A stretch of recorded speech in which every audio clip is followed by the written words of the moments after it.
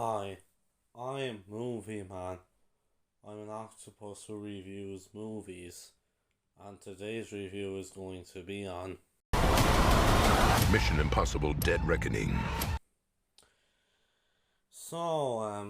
I'm back from Clonmel now, and it's now because it is finally time for me to discuss my thoughts on Mission Impossible Dead Reckoning Part 1. Now, they released the trailer for this movie last year, and I'm not joking, for over a year now, I've been seeing the trailer for this movie play, before so many films, and, I'm not joking, there was literally a period of time where this was the only trailer they would ever play. Now, and I'm just like, oh, the film doesn't come out for another year. Why are you playing the trailer? Um, I've seen the trailer be played there again recently. But this time it makes more sense because we're closer to the release date, and the film it's out now. It's finally out now. Um, and I went to go see it there a few days ago, and yeah, I think this movie is amazing.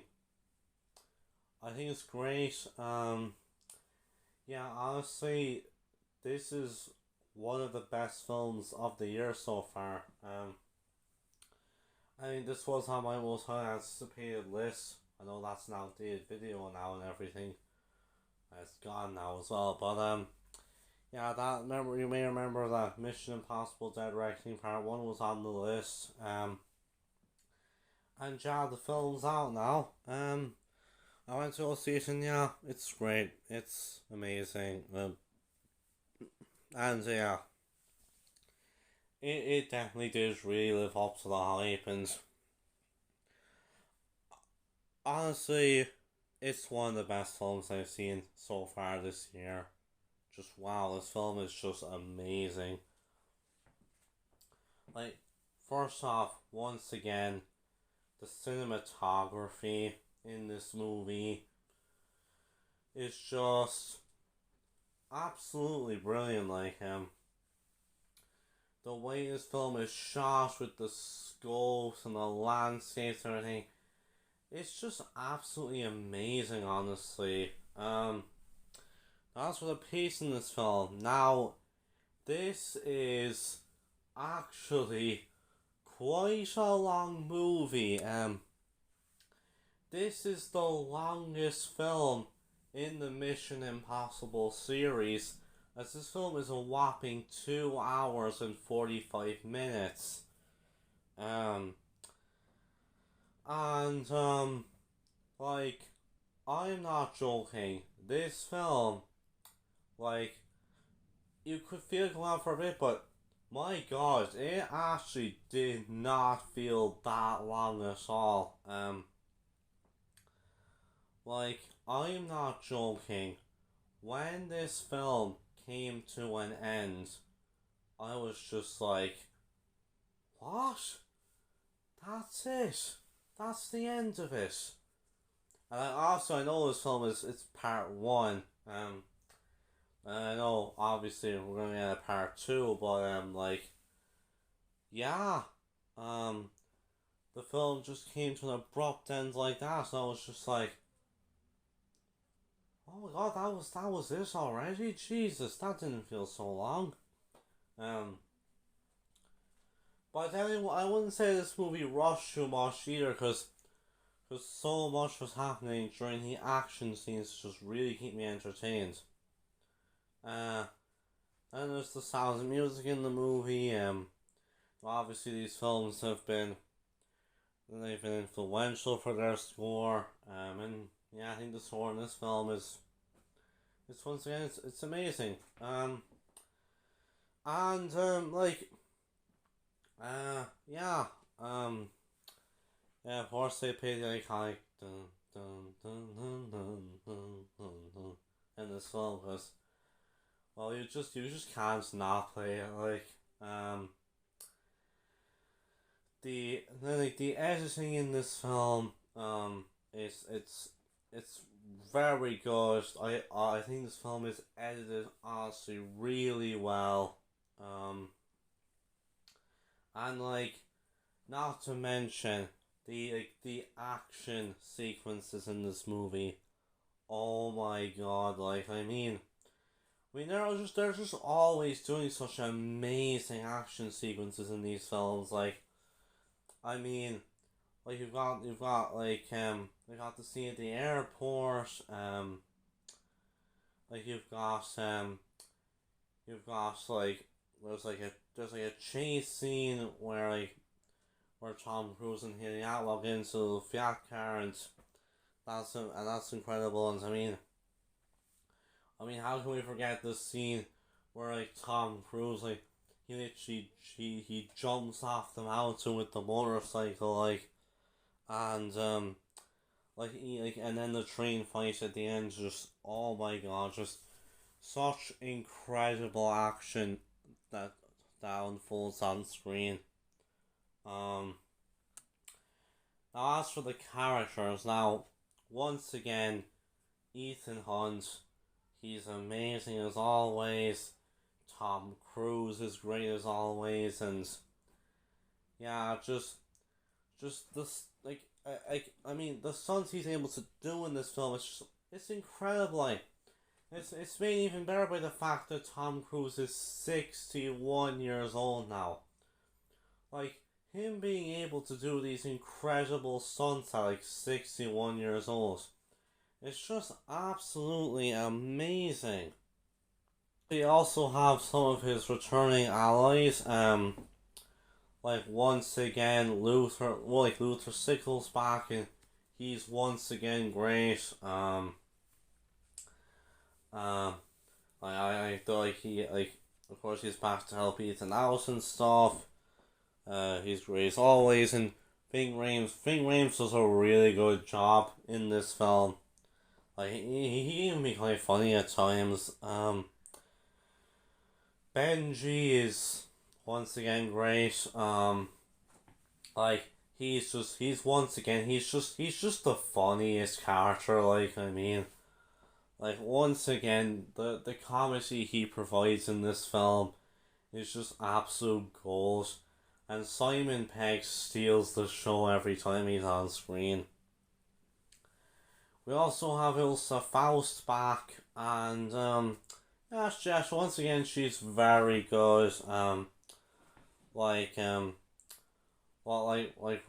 Rebecca Ferguson, once again, she does a great performance. She can just really hold her own in all of her scenes. We also have Alana Mitsopoulos, the White Widow, back in this film, and she's great as well, I think. Vanessa Kirby does a great performance in a lot of the scenes, and the way she's her whole aspect of the plot as well, I think it's great. And we also have the return of Henry Czerny as Eugene Kittredge, a character who hasn't been seen since the original film from 1996. And of course, he's shown in the trailer pretty much. In the first trailer, he says pretty much all the dialogue and stuff. I gotta say, he was actually in this movie a lot more than I thought he would be. I thought that his role in this film would probably be pretty small enough, but no, he's actually in this film for a good bit of it. And yeah, I think he's very good in all the scenes he's in. So for some of the new characters, well, we have Grace, who is Ethan's new ally, and Grace is great in my opinion. she and Ethan, they pretty much steal like the second act and the third act in particular. Um, and yeah, I think she's a great addition to the franchise. Um, we also have the villains in this movie as well. The main villain of the movie, Gabriel, like Gabriel is actually a really good villain, and oh my god, that this film actually did something with his character.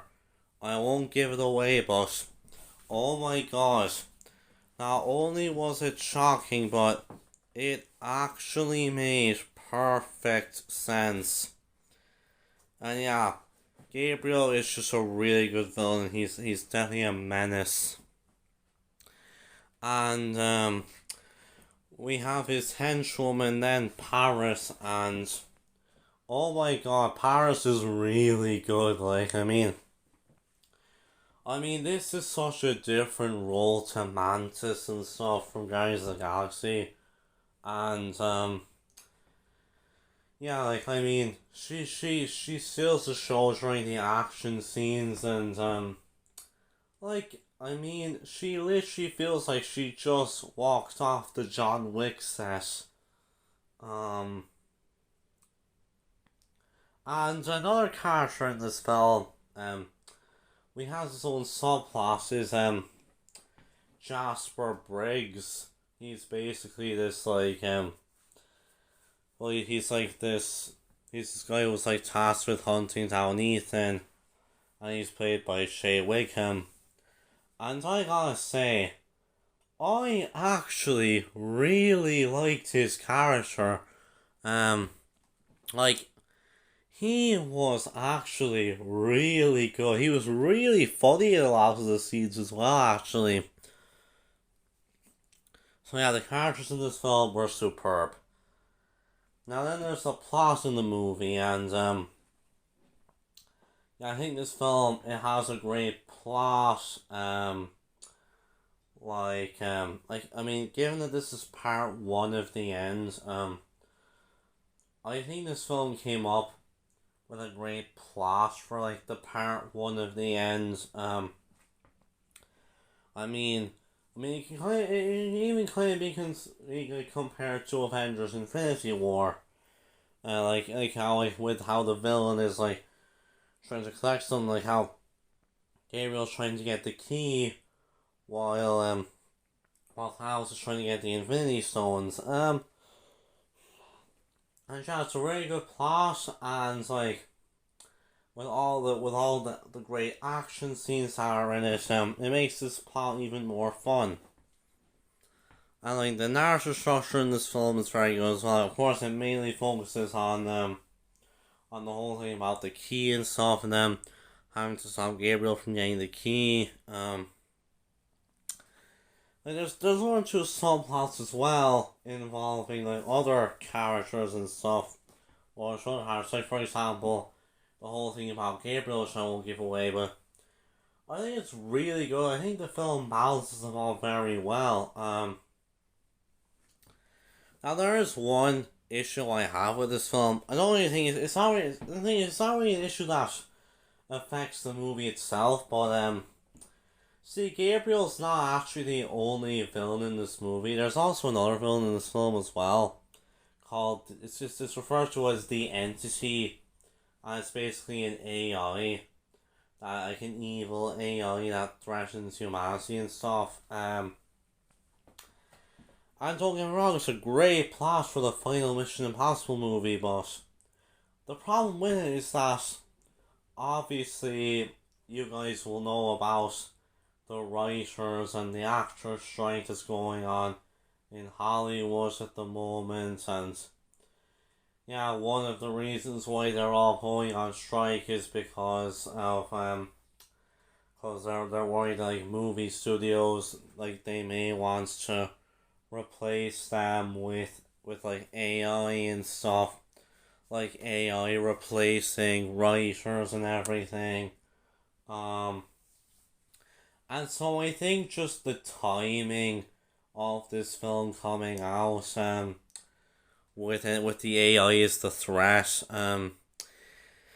It's just really awkward, honestly.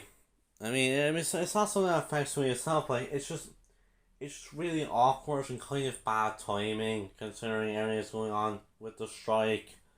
Um, and I mean, in a few months, on September 29th, we have a movie coming out called The Creator, which is literally a film that's like a war movie between humans and AI.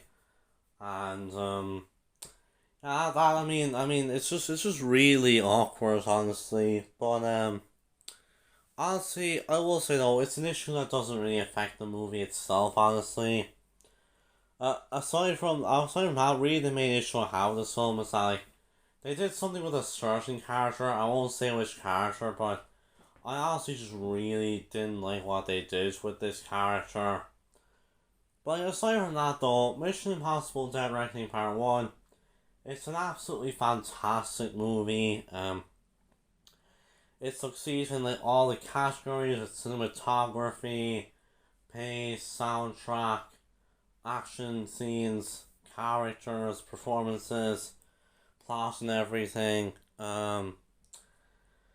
It's a fantastic film and it's definitely one to go see this summer. And after watching it, I'm very excited for part two, which is meant to be coming out next year on June 28th. But we don't really know. I say there's a good chance it might get delayed due to the writers and the actors strike, and obviously everything that's going on with this strike is really annoying and stuff, and like a lot of films have halted production. There's a lot of movies that might get delayed and stuff. It's honestly really annoying, but look, let's just hope and pray that this strike doesn't go on for too long. But yeah. But anyways, if part two does come out June 28th next year, or if it's coming out, if it's going to come out for another time, I'll definitely be really excited to see it. So with that, I'm going to give Mission Impossible Dead Reckoning Part 1 a 9 out of 10. I'll see you guys next time, and well, we all know what the next two movies are.